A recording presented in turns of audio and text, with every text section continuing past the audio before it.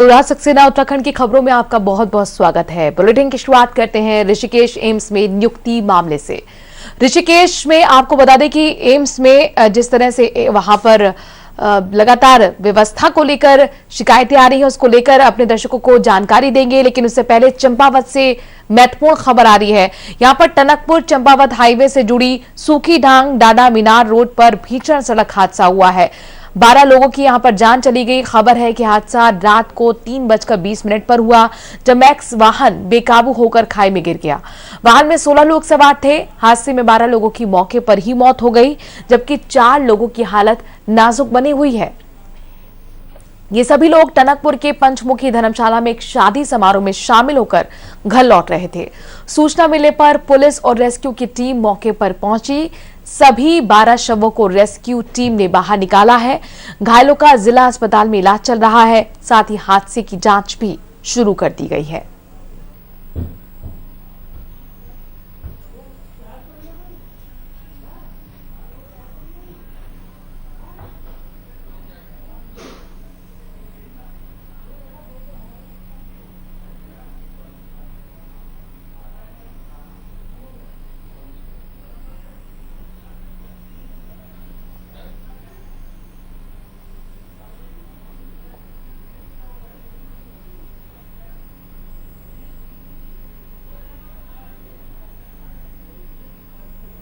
संवाददाता मुनेश चौहान इस खबर पर ज्यादा जानकारी के साथ जुड़ गए हैं। मुनेश, ये हादसा कैसे हुआ ये भी बताइए, और जो घायल हैं उनकी स्थिति कैसी है?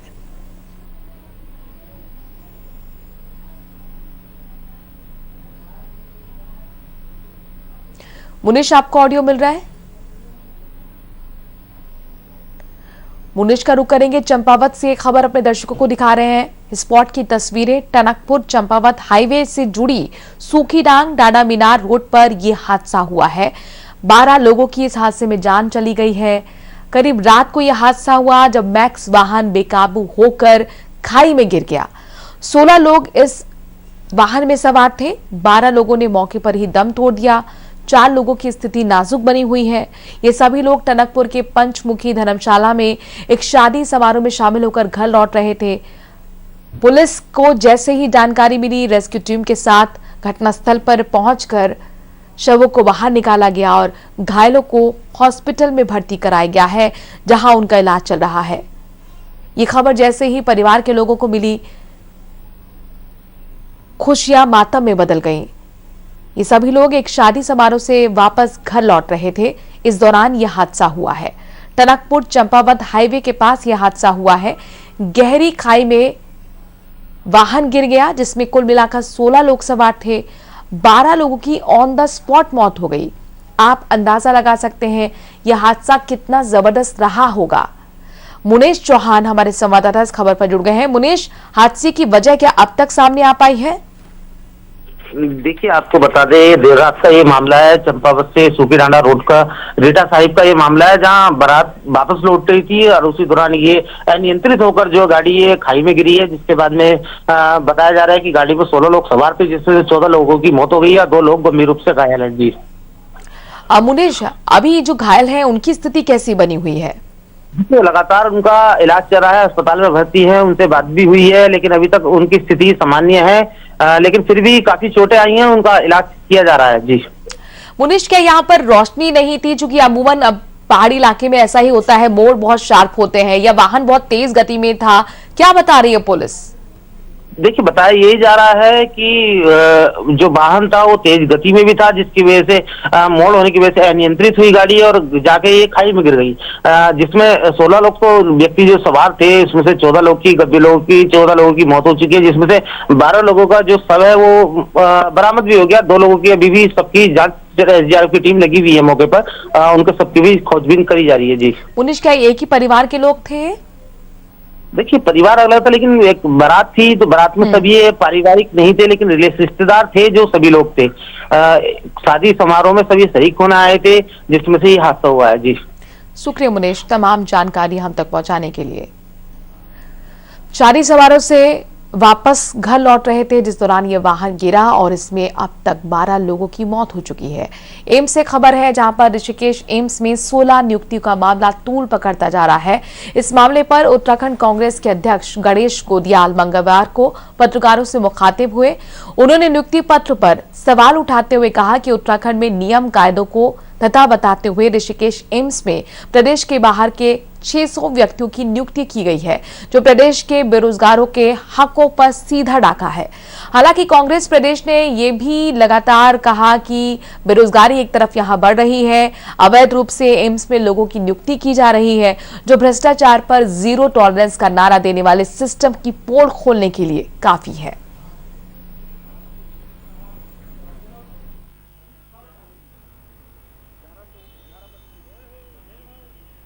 अच्छे दिन आने वाले हैं। जिन लोगों ने कहा उनके राज में एम्स में दूसरे प्रदेशों के, उत्तराखंड के एम्स में दूसरे प्रदेशों के 600 लोगों की भर्ती कर दी गई चुनाव के आचार संहिता के दौरान, और एक एक परिवार के 6-6 लोगों की कर दी गई। तो आप समझ सकते हैं कि ये कितने बड़े जुमलेबाज हैं, कितने बड़े झूठे लोग हैं, जो हमें तो अच्छे दिनों का सपना दिखा रहे हैं और हमें किस तरह ठग रहे हैं। ये ठगी है, बेईमानी है, इसमें जांच होनी चाहिए। जो भी इसके लिए दोषी हों उनको सजा होनी चाहिए, और ये जो अपॉइंटमेंट है इनको निरस्त होना चाहिए। ये अधिकार उत्तराखंड के लोगों को मिलना चाहिए। देहरादून से एसोसिएट एडिटर ज्योत्सना हमारे साथ जुड़ गई हैं। ज्योत्सना, आपसे जानना चाहेंगे पूरा मामला क्या है, आखिरकार कांग्रेस को क्यों नियुक्तियों पर आपत्ति है?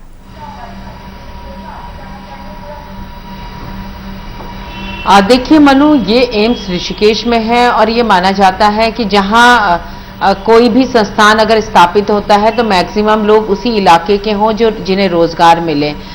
एम्स में बहुत सारे मामलों में लगातार जांच चल रही है। सीबीआई भी आई, अलग अलग ढंग से जांच यहां पर होती रही है, और जांच के दौरान ही ये तथ्य भी सामने आया कि जो नर्सिंग स्टाफ है, जिसमें नर्सेज हैं, पैरामेडिकल स्टाफ है, लगभग 600 लोगों का, ये 600 लोग एक ही स्टेट यानी राजस्थान के लोग हैं और इनको यहाँ पर अपॉइंटमेंट मिल गया है। तो इसके पीछे कहीं ना कहीं ये माना जा रहा है कि कोई ना कोई ऐसी धांधली भी है, ये नेग्लिजेंसी भी है। ऐसे कैसे पॉसिबल है कि एक स्टेट के लोगों को एक साथ नौकरी मिल जाए? तो इसी को लेकर के इंटरनल कहें विभागीय जांच भी एम्स में चल रही है और बार बार ये सारी बातें मुखर भी हो रही हैं। और आज प्रदेश अध्यक्ष ने भी सवाल उठाए हैं कि आखिर इसका कारण क्या है। इसका एकदम जांच होनी चाहिए। जो दोषी लोग हैं जिन्होंने ऐसा किया है उनके खिलाफ भी कार्रवाई होनी चाहिए। और इससे साफ जाहिर होता है कि कहीं ना कहीं उत्तराखंड के जो स्थानीय लोग थे जिन्होंने नर्सिंग की ट्रेनिंग की थी या अन्य ट्रेनिंग की थी, उनको कोई मौका नहीं मिल पाया, क्योंकि अगर मौका मिला होता तो उत्तराखंड स्टेट के लोग भी इसमें शामिल होते। ऐसा नहीं होता कि अदर स्टेट के ही सारे लोग होते। तो ये अपने आप में बड़ा सवाल भी है। और प्रदेश अध्यक्ष गणेश गोदियाल ने अब इलेक्शन के बाद इस मुद्दे को उठाया है, क्योंकि मामला सेंट्रल गवर्नमेंट का है। अगर स्टेट गवर्नमेंट का होता तो चुनाव के दौरान बहुत तेजी से गूंजता, लेकिन केंद्र सरकार भी बीजेपी की है, इसीलिए उन्होंने बार बार तंज कसा है कि डबल इंजन की सरकार में ये जीरो टॉलरेंस की नीति जो भ्रष्टाचार की थी उसके तहत ही ये सारा कारनामा हुआ है। और इसमें जिस तरह की सेंट्रल गवर्नमेंट का क्या अभी तक रुक रहा है यही मामला को लेकर, जिस तरह के गंभीर आरोप कांग्रेस ने लगाए हैं? देखिए, मैंने आपको जैसे बताया कि जो इंटरनल जांच चल रही है एम्स की, काफी प्रकरण में जांच चल रही है। उसी जांच के दौरान ये चीजें भी सामने आई। पहले से ही ये मामला जांच जो कमेटी है उसके संज्ञान में है कि एम्स में कुछ न कुछ अनियमितता हुई है, चाहे निर्माण कार्य की बात करें या फिर इक्विपमेंट से लेकर नर्सिंग स्टाफ से लेकर कहीं ना कहीं जो भी अपॉइंटमेंट्स हुए हैं वहां कुछ ना कुछ झोल है, और इसी को लेकर जांच भी चल रही है। जब ये सामने चीजें आई हैं तो कई लोग मुखर भी हुए हैं, कई चीजें वो सामने भी लाए हैं, लेकिन अब केंद्र सरकार पर डिपेंड करता है कि वो जांच को किस तरीके से आगे बढ़ाता है। इस बात की तो पुष्टि हो गई है कि पिछले 2 जो यहाँ पर निदेशक थे एम्स के, उनके ही कार्यकाल में ये नियुक्तियां हुई हैं, वर्तमान में नहीं हुई हैं। तो पूर्व में क्या मानक रखे गए, किस तरीके से इन नियुक्तियों के लिए प्रक्रिया अपनाई गई, कौन एजेंसी बीच में इन्वॉल्व हुई, ये सारे तथ्य हैं जो जांच के बाद सामने आएंगे। लेकिन मामला बेहद गंभीर है और अब कांग्रेस ने इस मामले को लेकर के राज्य सरकार के साथ साथ केंद्र सरकार को भी कटघरे में खड़ा करना शुरू कर दिया है। ज्योत्सना, ये जो नियुक्तियां हैं, ये अपॉइंटमेंट जो है, लगभग कितनी नियुक्तियां हुई थी जिसको लेकर सवाल कांग्रेस की तरफ से उठाया जा रहा है? और जो आप राजस्थान का जिक्र कर रही हैं, क्या सभी राजस्थान के ही लोग थे जिनकी नियुक्तियां हुई है या इनमें से कुछ उत्तराखंड या दूसरे राज्यों के भी थे? देखिए, जब से एम्स की स्थापना हुई है तब से यहाँ पर लगभग 2000 नियुक्तियां हुई हैं अलग अलग पदों पर, अलग अलग वर्षों में भी हैं, अलग अलग डायरेक्टर के कार्यकाल में भी हैं। लेकिन जो इस समय सबसे ज्यादा जिन पर राजनीति हो रही है और जिसे लेकर ये माना जा रहा है कि वहां पर संभवतः सभी अपॉइंटमेंट में कुछ न कुछ धांधली हुई है, ये 600 नियुक्ति का मामला है। इस 600 नियुक्ति में अधिकांश लोग राजस्थान के हैं और इनमें उत्तराखंड का कोई भी नहीं है। इसीलिए सबसे बड़ा सवाल उठ रहा है कि ऐसा कैसे हो सकता है कि उत्तराखंड का एक भी क्या योग्य व्यक्ति नहीं था या योग्य अभ्यर्थी नहीं था, जो सारी नियुक्तियां ये अदर स्टेट से हुई हैं। इसीलिए इसमें जांच की मांग हो रही है और इसी के साथ साथ बाकी जो नियुक्तियां हुई हैं वहां पर, उन पर भी जांच की मांग उठ रही है। मनु, ज्योत्सना हमारे साथ बने रही है, बहुत महत्वपूर्ण जानकारी देती हुई। ज्योत्सना, ये मामला लगातार गर्माता जा रहा है। 600 नियुक्तियों का ये मामला है जिसको लेकर कांग्रेस का कहना है कि कहीं ना कहीं इसमें धांधली नजर आ रही है, क्योंकि इसमें उत्तराखंड के लोगों को ना शामिल कर नियुक्तियां राजस्थान के लोगों को दी गई हैं। तो एक साथ 600 नियुक्तियां अगर राजस्थान के लोगों को दी जाए तो जाहिर तौर पर कुछ ना कुछ दाल में काला जरूर नजर आ रहा है। बहुत महत्वपूर्ण होगा देखना जांच जैसे आगे बढ़ेगी क्या कुछ और तथ्य निकल कर सामने आते हैं। राजधानी देहरादून में स्मार्ट सिटी के चल रहे कार्यों पर कांग्रेस प्रदेश अध्यक्ष गणेश गोरियाल ने सवाल खड़े कर दिए हैं। उन्होंने बीजेपी पर आरोप लगाते हुए कहा कि स्मार्ट सिटी के कार्यों से जनता को काफी परेशानी हो रही है, लेकिन परियोजना में भ्रष्टाचार के चलते कार्य नहीं हो पा रहे। जनता परेशान है, शासन प्रशासन इस ओर ध्यान दे नहीं रहा।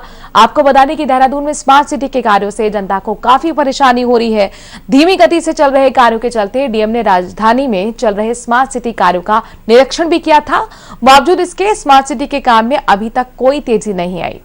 बीजेपी का कहना है स्मार्ट सिटी के कार्य लगातार चल रहे हैं, जनता को और परेशानी ना हो इसके लिए कार्यों में तेजी लाने के लिए अधिकारियों को समय समय पर निर्देश भी दिए गए हैं।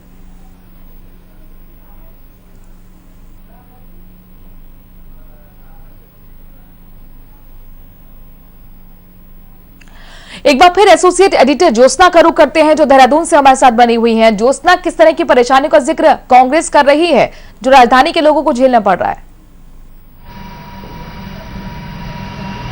बिल्कुल, देखिए, लगभग 3 साल से देहरादून में स्मार्ट सिटी प्रोजेक्ट पर काम चल रहा है। हालांकि विकास का काम है, देहरादून शहर को सजाया संवारा जा रहा है, लेकिन जिस तरीके से इस काम में पिछले कुछ समय से बहुत धीमी गति हुई है, उसके कारण लोगों को काफी दिक्कतें हो रही हैं। क्योंकि स्मार्ट सिटी के जो काम है उसके लिए कहीं गड्ढे खोदे गए हैं तो वो भरे नहीं गए हैं, कहीं नालियां तोड़ी गई हैं तो वो बनाई नहीं गई हैं, जिससे आए दिन हादसे भी होते हैं क्योंकि लोग कहीं ना कहीं दुर्घटना का शिकार होते हैं। ट्रैफिक जाम की स्थिति हो जाती है। अगर मेन रोड है वो आधी खुदी भी है तो उसमें एक लेन पर ट्रैफिक चल रहा है तो आप समझ सकती हैं कि वहां पर ट्रैफिक जाम की स्थिति हो जाती है। धूल लोगों को पिछले 1 साल से यहाँ परेशान किए जा रही है। कोई भी रोड में किसी भी इलाके में चले जाएं, वहां पर कुछ ना कुछ स्मार्ट सिटी का काम चल रहा है जिसके कारण धूल ही धूल है। इस बात को जो शहरी विकास मंत्री रहे हैं अभी तक, बंशीधर भगत, उन्होंने भी स्वीकार किया मनु कि काम में तेजी होनी चाहिए, लोगों को कम से कम परेशानी होनी चाहिए। लोग भी इस बात को समझते हैं कि जब विकास का कार्य होता है तो कुछ परेशानी होती है, तो कुछ परेशानी को तो वो टॉलरेट करने को तैयार है, लेकिन वो परेशानी लंबी खींचती जा रही है, उसको वो टॉलरेट करने को लोग भी तैयार नहीं है। और अब कांग्रेस ने तो सीधे सीधे लोगों की परेशानी के साथ साथ सरकार पर भ्रष्टाचार का भी आरोप लगाया है। कांग्रेस को लगता है कि कहीं ना कहीं ये बहुत बड़ा प्रोजेक्ट है, इसमें भ्रष्टाचार भी हो रहा है, क्योंकि काम में जो लेट लतीफी हो रही है उसके पीछे कोई ना कोई रीजन है। वरना काम में तेजी की वजह क्यों नहीं सामने आ रही है जब लोग भी कोऑपरेट कर रहे हैं। एक किस्म से स्मार्ट सिटी के काम इतने लंबे समय से चल रहे हैं और वो पूरे भी क्यों नहीं हो रहे हैं। मनु, चलिए, ज्योत्सना बनी रही है हमारे साथ। हमें दर्शकों को बता दें कि लगभग 3 साल पूरे होने को है, लेकिन बावजूद इसके स्मार्ट सिटी का काम जिस तरीके से चल रहा है, धीमी गति से लोग भी परेशान हैं। बने रहिए ज्योत्सना, एक छोटे से ब्रेक के लिए यहाँ पर रुक रहे हैं, जल्द हाजिर होते हैं कुछ और खबरों के साथ।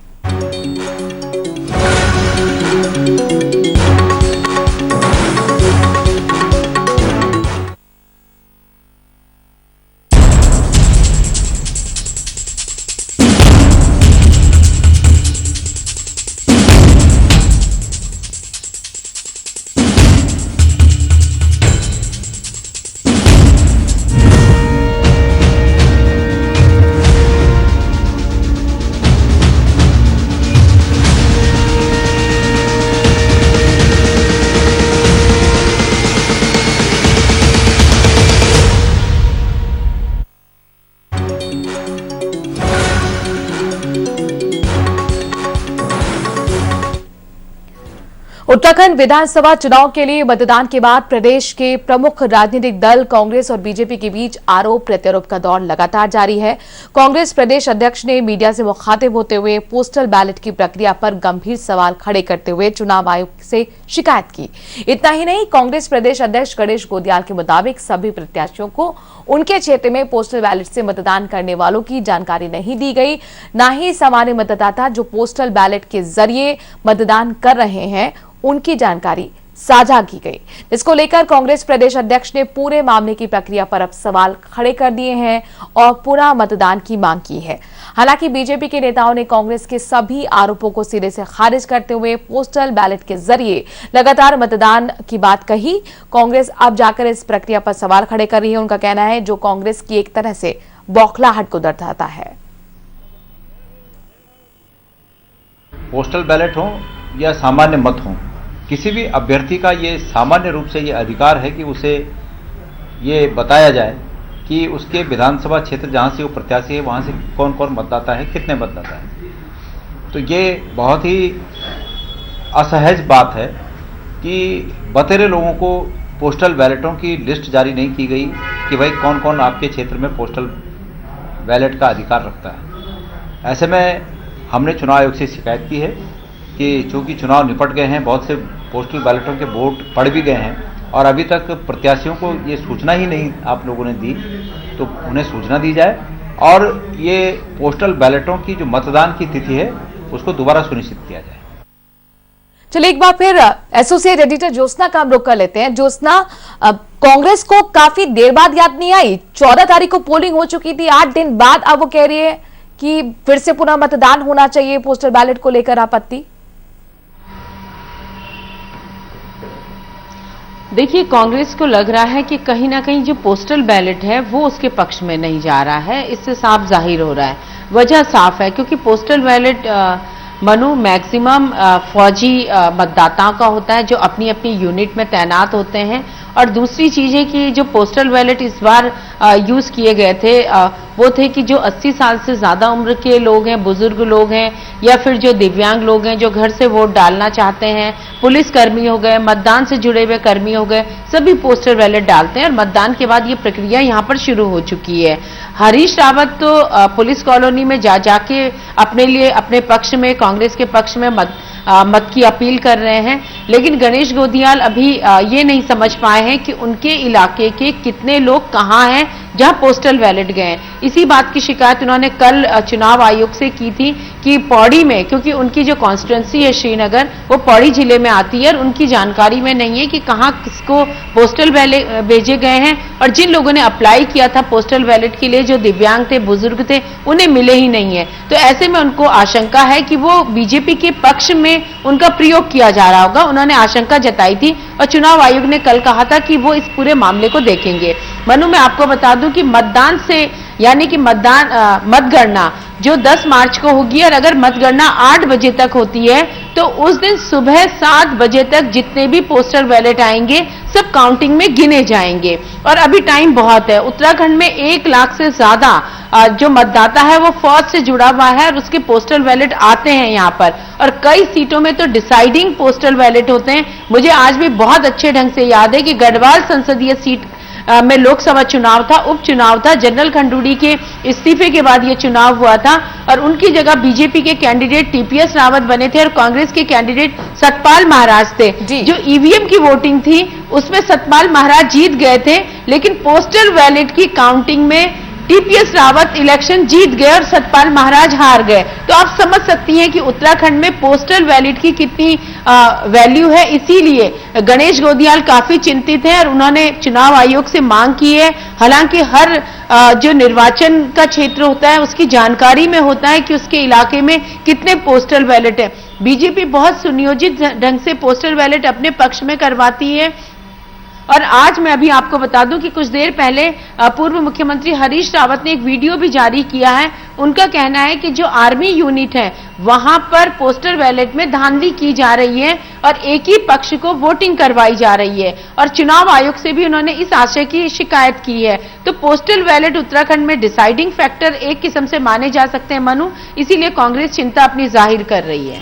लेकिन ज्योत्सना, अब ऐसी स्थिति में जब अब चुनाव आयोग तक ये मामला पहुंच चुका है, कब तक इसमें कार्रवाई होगी, किस रूप में कार्रवाई की जाती है, ये भी हमें समझाइए। लेकिन जिस तरीके से अब कांग्रेस जागी है, एक तरह से कहना चाहिए 8 दिन बाद, क्या ये माना जाए पहले ईवीएम को लेकर हो हल्ला और अब पोस्टल बैलेट, इसके मायने क्या? बिल्कुल, देखिए, ईवीएम को लेकर कांग्रेस लगातार हो हल्ला मचाती रही है। प्रदेश अध्यक्ष ने कहा कि ईवीएम की सुरक्षा कांग्रेस के कार्यकर्ता खुद करें। कल जो पूर्व मुख्यमंत्री या चुनाव अभियान समिति के अध्यक्ष भी थे, हरीश रावत, उन्होंने भी कहा कि अलीगढ़ के ताले लगाए जाएं क्योंकि ईवीएम में कुछ भी हो सकता है। उन्होंने एक पोर्टल से बातचीत करते हुए कहा कि इजराइल का कोई भी डिवाइस आ सकता है जो ईवीएम को हैक कर सकता है। इस तरीके की बातें लगातार ईवीएम को लेकर चलती रही हैं। जी। अब पोस्टल बैलेट को लेकर जैसे मैंने कहा कि यहाँ पर काफी निर्णायक फैक्टर होता है और जो पोस्टल बैलेट है उसकी प्रक्रिया होती है। जो निर्वाचन क्षेत्र होते हैं वहां से पूरी एक लिस्ट होती है कि कौन पोस्टल मतदाता है, यानी डाक मत पत्र किसे भेजे जाने हैं, और चुनाव से पहले यानी जैसे ही प्रत्याशियों का फाइनल होता है कि कौन कौन मैदान में रहेंगे और उन्हें सिंबल आवंटित होते हैं, उसी के साथ पोस्टल बैलेट पहले छपते हैं और सीधे वहां भेज दिए जाते हैं जहां जहां वो मतदाता होते हैं।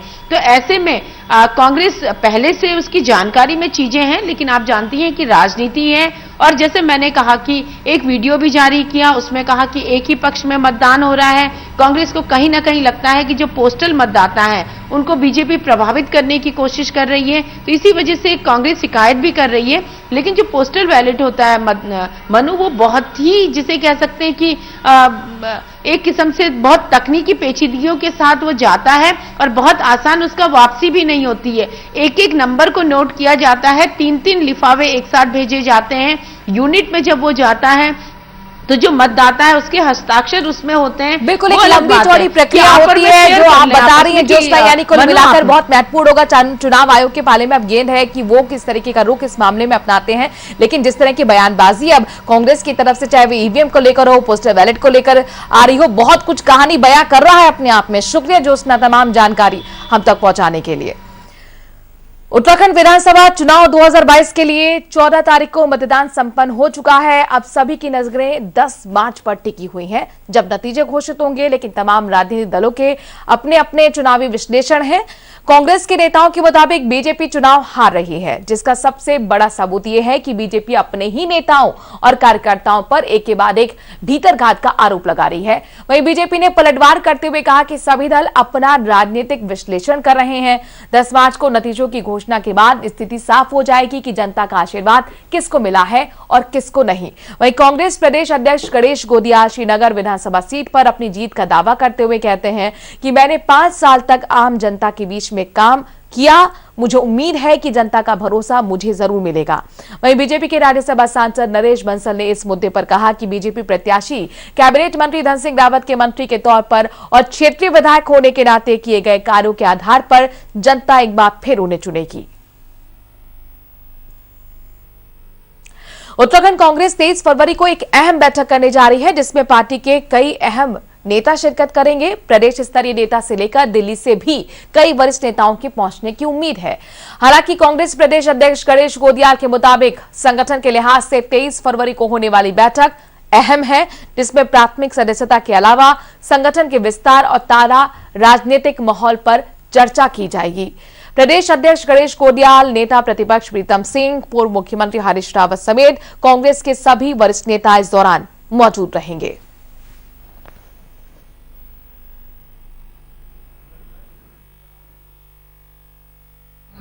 हमारे दिल्ली से पीआरओ आ रहे हैं और वो इस बारे में यहाँ कांग्रेस के नेताओं से बातचीत करेंगे कि सदस्यता अभियान की स्थिति क्या है, संगठन की स्थिति क्या है, इन पर सब चर्चा होगी।